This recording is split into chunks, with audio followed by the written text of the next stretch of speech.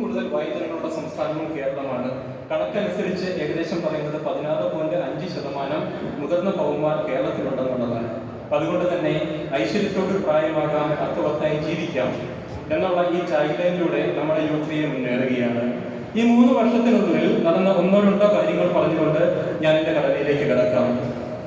എഴുതാത്തവർ എഴുതി തുടങ്ങി. കഴിഞ്ഞ 3 വർഷം കൊണ്ട് യൂത്ത് ഉള്ള അംഗങ്ങൾ പബ്ലിഷ് ചെയ്തത് 40-ന് മേളിൽ പുസ്തകങ്ങളാണ്. ശരിക്കും പാടാത്തവർ പാടിത്തുടങ്ങി,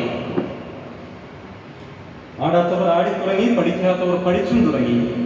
അങ്ങനെ നമ്മുടെ കേരളത്തിലുടനീളം പല രീതിയിലുള്ള ആശയങ്ങൾ, ഉദാഹരണത്തിന് തൃശ്ശൂരെ ഹാപ്പി വില്ലേജ്, വടൂരിലെ ഹാപ്പി വില്ലേജ്, അവിടെയെല്ലാം വയോജനങ്ങളെല്ലാം കൂടി ചേർന്ന് പല പരിപാടികളും ഇന്ന് അവിടെ നടക്കുന്നുണ്ട്. നമ്മുടെ butterfly foundation for TCI, synergy homes സന്താപത്ത്, അവിടെ സിനർജി ഹോംസ് രൂപീകരിച്ചു. ആലപ്പുഴയിലെ ചോക്കിംഗ് പാർലർ, നമ്മുടെ ജോബി സാറിന്റെ ചായക്കട, ഇങ്ങനെ പല കാര്യങ്ങളുമായിട്ട് ഇന്ന് നമ്മുടെ യൂത്ത് മുന്നോട്ട് പോവുകയാണ്.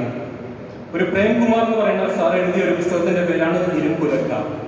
101 കവിതാ സമാഹാരങ്ങൾ. ഒരു ഗ്രൂപ്പ് കാശ്മീരിലേക്ക് ടൂർ പോയി വന്നതിന് ശേഷം അവർ എഴുതിയ ഒരു ബുക്കാണ് മഞ്ഞിൽ വിരിഞ്ഞ പൂക്കൾ.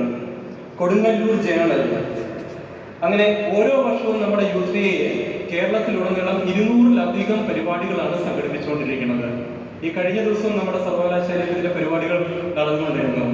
നമ്മുടെ ഇന്നത്തെ ഏറ്റവും സന്തോഷകരമായ കാര്യം എന്ന് പറയുന്നത്, നമുക്ക് സ്ഥലം കിട്ടി, നമുക്ക് യൂത്ത് പ്രൊജക്ടുകൾ മുന്നോട്ട് പോകാനുള്ള എല്ലാ സാധ്യതയും തെളിഞ്ഞു എന്നുള്ളതാണ്. സ്വന്തമായ ഒരു കെട്ടിടം നമ്മുടെ സ്വപ്നമാണ്. ശരിക്കും അതിനുവേണ്ടി ഒത്തിരി ആൾക്കാർ ഇവിടെ പ്രയത്നിച്ചിട്ടുണ്ട്.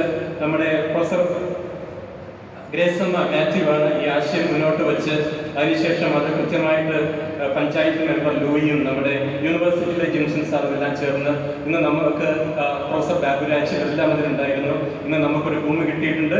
അതിൻ്റെ റോഡ് നിർമ്മാണത്തിൻ്റെ ഉദ്ഘാടനമാണ് നമ്മളിന്ന് ചെയ്യാൻ പോകുന്നത്. ഇത്രയും ചുരുക്കി പറഞ്ഞുകൊണ്ട് ഞാൻ എൻ്റെ കടമയിലേക്ക് കിടക്കുകയാണ്.